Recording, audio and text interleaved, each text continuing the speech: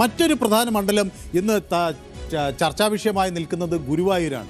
ഗുരുവായൂർ നിയമസഭാ മണ്ഡലത്തിൽ NDA സ്ഥാനാർത്ഥി ബി ഗോപാലകൃഷ്ണൻ ചില വിവാദ പരാമർശങ്ങൾ നടത്തി.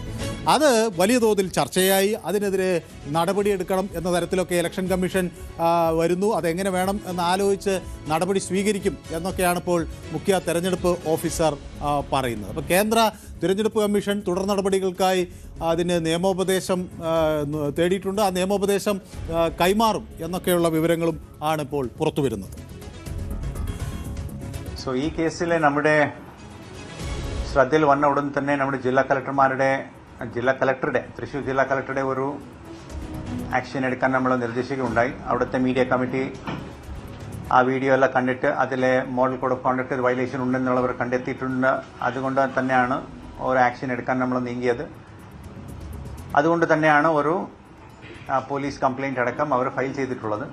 പിന്നെ സോഷ്യൽ മീഡിയയിലെ പ്രചരിപ്പിക്കുന്ന ആ വീഡിയോ ടേക്ക് ഡൗൺ ചെയ്യാൻ വേണ്ടിയിട്ടുള്ള ഒരു നിർദ്ദേശം പോലീസിന്റെ ഭാഗത്തുനിന്ന് കൂടി പോയിട്ടുണ്ട്.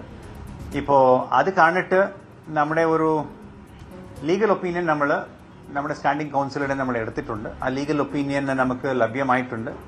ഇന്ന് അടുത്ത സ്റ്റെപ്സ് എന്ത് എടുക്കണം എന്നുള്ള കാര്യത്തിൽ നമ്മുടെ കമ്മീഷനുടെ ഒരു ഗൈഡൻസ് കൂടി ആവശ്യമാണ്. നമ്മൾ ലീഗൽ ഒപ്പീനിയനോട് കൂടി നമ്മുടെ കമ്മീഷനുടെ ശ്രദ്ധയിൽ കൊണ്ടുവരും. പിന്നെ കമ്മീഷൻ പറയുന്ന ഒരു നിർദ്ദേശം അനുസരിച്ചിട്ടായിരിക്കും അടുത്ത് പോകുന്ന സ്റ്റെപ്സ്. സോ നമ്മൾ ഇന്ന് തന്നെ ആ റിപ്പോർട്ട് ഇലക്ഷൻ കമ്മീഷൻ ഓഫ് ഇന്ത്യക്ക് കൈമാറാനാണ് ഉദ്ദേശിക്കുന്നത്. അപ്പോൾ നമുക്ക് ഈ ഒരു വിവാദത്തോടു കൂടി ഗുരുവായൂർ ഒരു വലിയ ചർച്ചാ കേന്ദ്രമാവുകയാണ്. അപ്പോൾ ഗുരുവായൂരിൻ്റെ കണക്കുകൾ നോക്കാം. ഗുരുവായൂരിൻ്റെ കസേരകളി എങ്ങനെയെന്ന് നമുക്കൊന്ന് പരിശോധിക്കാം.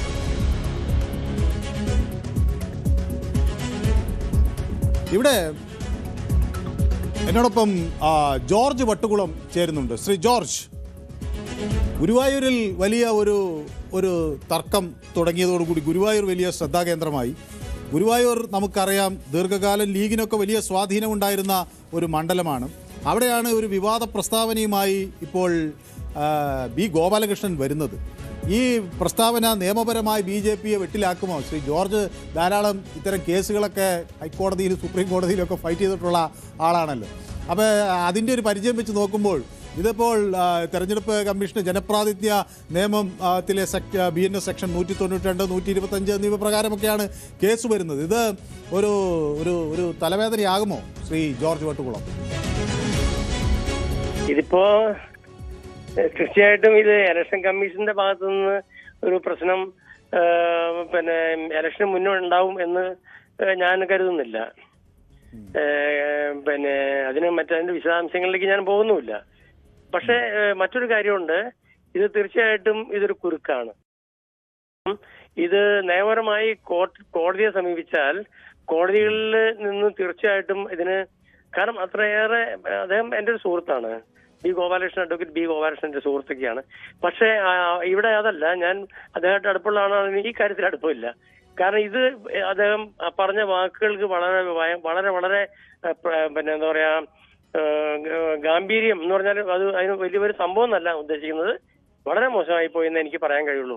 കാരണം വെച്ചാല് അവിടെ നമുക്കൊരു കാര്യം അറിയാമല്ലോ, അവിടെ പിന്നെ ഗുരുവായൂർ നിയോജകമണ്ഡലത്തിൽ മത്സരിച്ച് ജയിച്ച പല മുസ്ലിം സഹോദരങ്ങളുണ്ട്, മറ്റു പലരും ഉണ്ട്. അപ്പൊ അവിടെ അവരെങ്ങനെ ജയിച്ചു എന്നുള്ളതും കൂടി ഒന്ന് ചിന്തിക്കണ്ടേ? അവിടെ ഭൂരിപക്ഷം കിട്ടിയതുകൊണ്ടല്ലേ അവര് ജയിച്ചു വന്നത് ഭൂരിപക്ഷം ഉണ്ടായതുകൊണ്ടല്ലേ?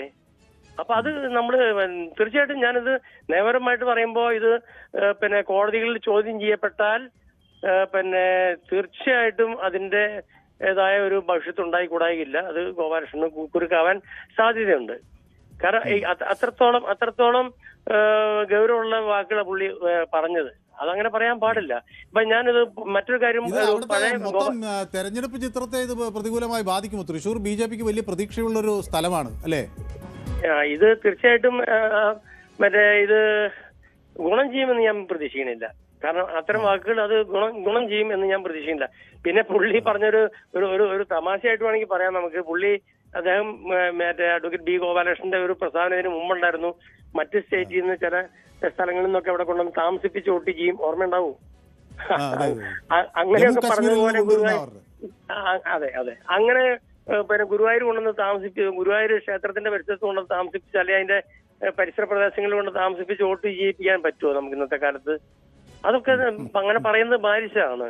അത് ഞാൻ പുള്ളിയോടുള്ള എല്ലാ സ്നേഹവും കൊണ്ട് പറയാണ്. പുള്ളി ശരിക്കും പറഞ്ഞാൽ പുള്ളി കുരുക്കിലാവുന്ന ചില വാക്കുകൾ കൊണ്ടാണ്. മറ്റേ അഡ്വക്കേറ്റ് ബി ഗോപാലകൃഷ്ണൻ ശരിക്കും പറഞ്ഞാല് പുള്ളി പിന്നെ എന്താ പറയാ അത്യാവശ്യം കഴിവും പ്രാപ്തിയുള്ള ആൾ തന്നെയാണ്. പക്ഷേ അദ്ദേഹം പറയുന്ന വാക്കുകൾ ചിലത് പുള്ളിക്ക് ദോഷം ചെയ്യുന്നു എന്ന് പുള്ളി മനസ്സിലാക്കുന്നത് ഞാൻ പുള്ളിയുടെ സുഹൃത്തു കൂടി ആയതുകൊണ്ട് പറയുകയാണ്.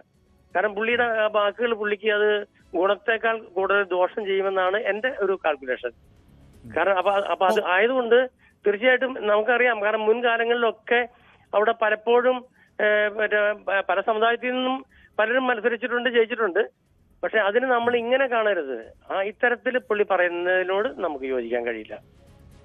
ശരി, വ്യക്തമാണ് താങ്കളുടെ അഭിപ്രായം. അപ്പോൾ വളരെ നന്ദി. അദ്ദേഹത്തിൻ്റെ ഒരു പ്രതികരണം അതായിരുന്നു.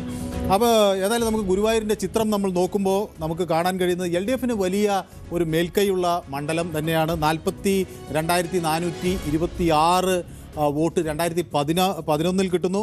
2016 വരുമ്പോൾ നമുക്ക് കാണാൻ കഴിയുന്നത് LDFൻ്റെ വോട്ട് വീണ്ടും കൂടുകയാണ്. 66,088 വോട്ടിലേക്ക് ഉയരുന്നതിൻ്റെ ദൃശ്യങ്ങൾ കാണാൻ കഴിയും. 2021 കണക്ക് ഞാൻ നോക്കുമ്പോൾ അവിടെ നമുക്ക് കാണാൻ കഴിയുന്നത് 77,072 വോട്ടുകൾ LDFന് വരുന്നു. അപ്പോൾ ഭൂരിപക്ഷത്തിൻ്റെ കാര്യത്തിൽ ഈ മാറ്റം നമുക്ക് ഈ കണക്കുകളിൽ കാണാൻ കഴിയും. ഭൂരിപക്ഷം എടുക്കുമ്പോൾ 2011 വരുന്ന ഒരു ഭൂരിപക്ഷം എന്ന് പറയുന്നത് 10,148 വോട്ടിൻ്റെ ഭൂരിപക്ഷമാണ് ഉണ്ടായിരുന്നെങ്കിൽ 2016 അത് 15,000 വോട്ടിൻ്റെ ഭൂരിപക്ഷവും 2021 LDFൻ്റെ ഭൂരിപക്ഷം അത് 2021 ആകുമ്പോഴേക്കും അത് 18,209 എന്ന നിലയിലേക്ക് ഉയരുകയാണ്. അപ്പോൾ ഗുരുവായൂർ ഇന്ത്യൻ യൂണിയൻ മുസ്ലിം ലീഗിന് വലിയ സ്വാധീനമുള്ള മണ്ഡലമാണ് എന്ന കാര്യത്തിൽ സംശയമില്ല. അവിടെ 1970 ഈ വടക്കന് ശേഷം സ്വതന്ത്രനായ അദ്ദേഹം ജയിച്ചതിന് ശേഷം, അതിന് മുന്നേ BVS തങ്ങളായിരുന്നു ഇന്ത്യൻ യൂണിയൻ മുസ്ലിം ലീഗിൻ്റെ അവിടുത്തെ സ്ഥാനാർത്ഥി. അതിനുശേഷം ഈ വടക്കൻ വരുന്നു. പിന്നെയും 2 ടേം BVS തങ്ങൾ അവിടെ ശക്തമായ ഒരു പ്രാതിനിധ്യമായി വരുന്നു. PKK ബാവ ആ മണ്ഡലത്തിൽ നിന്ന് ജയിക്കുന്നു. അതോടൊപ്പം PT കുഞ്ഞു മുഹമ്മദ് അതിനുശേഷം വരുന്നു. വീണ്ടും PKK ബാവ അവിടെ നിന്ന് വരുന്നു. അതിനുശേഷമാണ് നമ്മുടെ KV അബ്ദുൽ ഖാദർ അവിടെ നിന്ന് സ്ഥാനാർത്ഥിയായി മത്സരിക്കുകയും 3 ടേം തുടർച്ചയായി ജയിക്കുകയും ചെയ്തു. അത് ഇടതുപക്ഷ സ്ഥാനാർത്ഥി എന്ന നിലയിലാണ് LDF സ്ഥാനാർത്ഥിയായിട്ടാണ് KV അബ്ദുൽ ഖാദർ അവിടെ മത്സരിക്കുന്നത്. അപ്പോൾ PKK ബാവയ്ക്ക് വലിയ സ്വാധീനമുണ്ടായിരുന്ന മണ്ഡലം അവിടെ നിന്നാണ് അത് KV അബ്ദുൽ ഖാദറിൻ്റെ കൈകളിലേക്ക് നിന്ന് ഏതായാലും പിന്നീട് NK അക്ബർ ആ മണ്ഡലം കൂടുതൽ ശക്തമായി ഉറപ്പിച്ച് പിടിക്കുന്നു എന്നതിൻ്റെ ദൃശ്യങ്ങളാണ് നമുക്ക് കണക്കുകൾ നോക്കുമ്പം നമുക്ക് കാണാൻ കഴിയുന്നത്. അപ്പോൾ അതാണ് അവിടെ നിന്ന് ഗുരുവായൂർ മണ്ഡലത്തിൻ്റെ ഒരു സവിശേഷമായ ഒരു ചിത്രം. പ്രധാനമായും ഗുരുവായൂർ മുനിസിപ്പാലിറ്റി അത് ഒരു പ്രധാന ഈ മണ്ഡലത്തിൻ്റെ ഒരു പ്രധാന ഈ ഭാഗമാണ്. ചാവക്കാട് മുനിസിപ്പാലിറ്റി വരുന്നുണ്ട്. അതുപോലെ ഈ കടപ്പുറം, അതുപോലെ പുന്നയൂർക്കുളം, പൂക്കോട്, വടക്കേക്കാട് തുടങ്ങിയ പഞ്ചായത്തുകളൊക്കെ ഇതിൻ്റെ പരിസരത്ത് വരുന്ന പഞ്ചായത്തുകളെല്ലാം മണ്ഡലത്തിൻ്റെ ഭാഗമാകും. അപ്പോൾ സ്വാഭാവികമായും അവിടെ വലിയൊരു ന്യൂനപക്ഷ വോട്ടർമാർ ധാരാളമുണ്ട്. പക്ഷേ ഒരു തെരഞ്ഞെടുപ്പ് വരുമ്പോൾ അത് അങ്ങോട്ടും ഇങ്ങോട്ടും ഒക്കെ മാറുന്നൊരു സാഹചര്യം നമുക്ക് കാണാൻ കഴിയുന്നുണ്ട്. അത് UDFനോ LDFനോ എന്ന തരത്തിൽ മാറിയൊക്കെ വരുന്ന ഒരു സാഹചര്യം നമുക്ക് കാണാൻ കഴിയുന്നുണ്ട്. അപ്പോൾ ഇവിടെയാണ് ബി ഗോപാലകൃഷ്ണൻ അവിടെ കുറെ കൂടി ഒരു ശ്രദ്ധിച്ച് പ്രയോഗിക്കേണ്ടിയിരുന്ന ഒരു വാക്ക് ഉപയോഗിച്ചു എന്നൊരു ആക്ഷേപം വരുന്നത്. അത് ഈ തെരഞ്ഞെടുപ്പിൽ എങ്ങനെ പ്രതിഫലിക്കും എന്നുള്ളതാണ് നോക്കിക്കാണേണ്ടത്. ജനപ്രാതിനിധ്യ നിയമം അനുസരിച്ചാണ് അവിടെ ഇപ്പോൾ കേസ് എടുത്തത്. പിന്നീട് അത് എങ്ങനെ വേണം എന്നതിനെക്കുറിച്ചുള്ള ചർച്ചകൾ, നിയമോപദേശം തേടുന്നു. അതൊക്കെയാണ് ഇന്ന് വന്നിരിക്കുന്നത്. കൂടുതൽ വാർത്തകൾക്ക് News 18 Keralam YouTube channel subscribe ചെയ്യുക.